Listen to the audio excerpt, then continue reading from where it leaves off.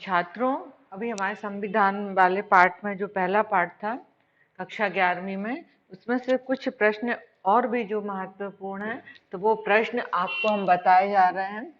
तो आप प्रश्न ध्यान से देखेंगे और अब जब आप पूरा लेसन पढ़ते हैं तो आपको इन प्रश्नों के उत्तर देते बनेंगे। और यदि आपने जो लेसन अच्छे से पढ़ा है तो ये प्रश्न बहुत सरल है। तो प्रश्न है कि जो हमारा भारतीय संविधान बना उसके बारे में हम कुछ प्रश्न दे रहे हैं। तो ये उनके निष्कर्ष की पुष्टि में आप 2 उदाहरण दीजिए।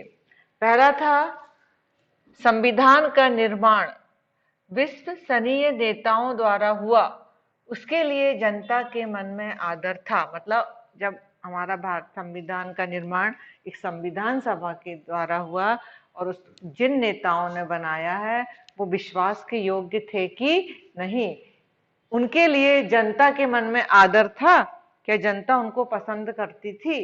तो जब आपने पाठ पढ़ा है तो आप उत्तर लिख सकते हो कि हाँ, जो संविधान जिन्होंने बनाया वो बहुत ही अधिक प्रतिभाशाली और विद्वान थे। तो हम उत्तर इस प्रकार लिख सकते हैं कि हमारे संविधान शिल्पी अत्यधिक विद्वान थे। भारतीय संविधान सभा के जैसे अध्यक्ष डॉक्टर राजेंद्र प्रसाद थे, ये भी हमारी संविधान निर्माण में महत्वपूर्ण योगदान दिया और संविधान सभा के अध्यक्ष बने।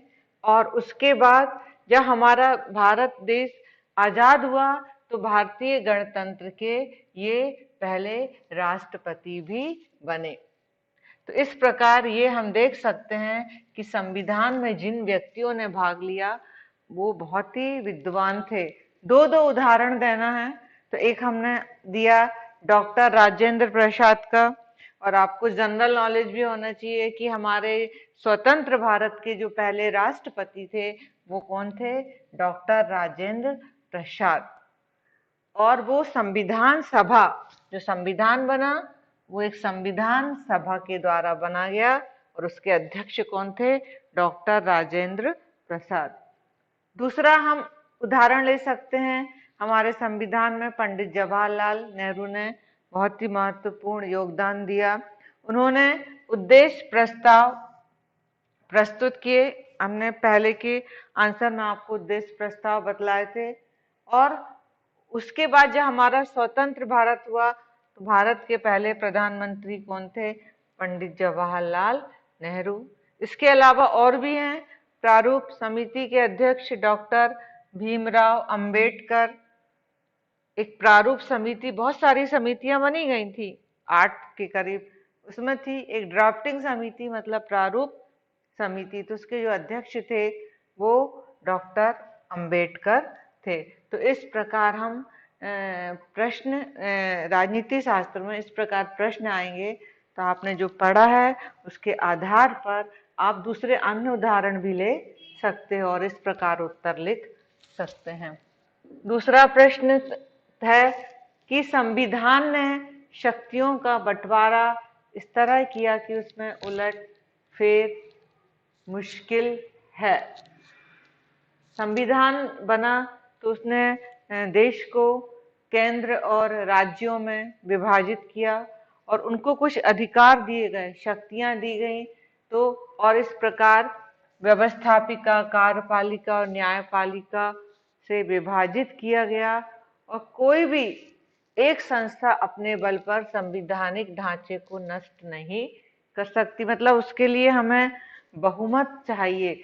सब जितनी भी ये कार्यपालिका, न्यायपालिका, ये अपने अपने कार्य क्षेत्र में क्या है, स्वतंत्र हैं। और कार्यपालिका और व्यवस्थापिका हमारे भारत देश में एक दूसरे से जुड़ी हुई है।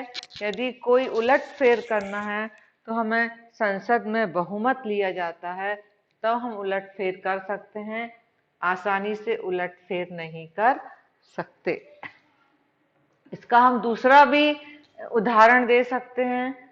संघ और इकाई राज्यों में संविधान द्वारा शक्तियों का विभाजन 3 सूची में हुआ, संघीय सूची, राज्य सूची और समवर्ती सूची। तो इस प्रकार बांट दिए गए हैं और इसमें भी परिवर्तन करना हो तो थोड़ा मुश्किल तो जाएगा, हम आसानी से उलटफेर नहीं कर सकते हैं। उसके लिए हमें वही संसद थोड़ा सा कठिन प्रोसेस होगी, तब हम उसमें उसको चेंज कर सकते हैं समय स्थिति के अनुसार। तो ये हमारा एक प्रश्न था।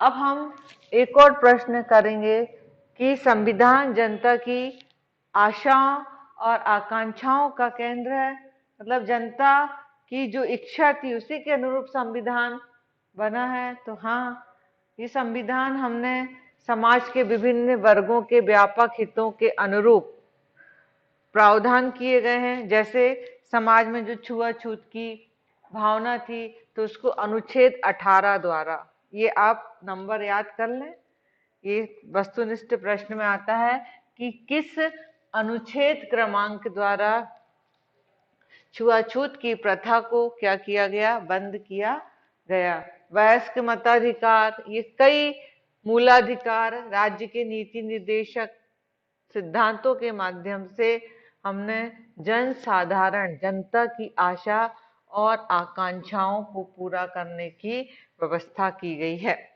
तो इस प्रकार दूसरा दो अपन को उसके लिए दो विकल्प देना है, दो उदाहरण देना। तो एक ये दिया, दूसरा संविधान में जनता के कल्याण के को पर्याप्त महत्व दिया गया और आधारभूत सिद्धांत का परिपालन किया गया, मतलब लोकतंत्र में हमने जनता को ही ध्यान में रखा। तो इस प्रकार ये प्रश्न परीक्षा में आ सकते हैं। फिर है एक प्रश्न और है, ये प्रश्न आपके उत्तर छोटे छोटे ही आएंगे परीक्षा में, आपको ज्यादा बड़ा नहीं लिखना लेकिन पढ़ना पूरा पड़ेगा। ये एक तर्क वाला प्रश्न है कि किसी देश के लिए संविधान में, कोई भी देश का संविधान बनता है और यदि उसमें शक्तियों और जिम्मेदारियों का साफ साफ निर्धारण करना क्यों जरूरी है। यदि ये निर्धारण हम ना करें तो क्या होगा, ये आपकी कल्पना शक्ति के बारे में जानना चाहते हैं। संविधान क्या है, हमारे शासन व्यवस्था को चलाने के लिए एक नियमों का संग्रह है। यदि उसमें कुछ नियमों में नहीं लिखा है तो क्या होगा कि देश में अराजकता फैल जाएगी और लोग अपने अपने मतों को हावी करेंगे और इससे एक तानाशाही जैसी स्थिति उत्पन्न हो सकती है। इसलिए हमें ये शक्तियों जिम्मेदारियों का निर्धारण करना जरूरी है। तो ये इसलिए है कि हमारा शासन, देश की शासन व्यवस्था अच्छे से चल सके।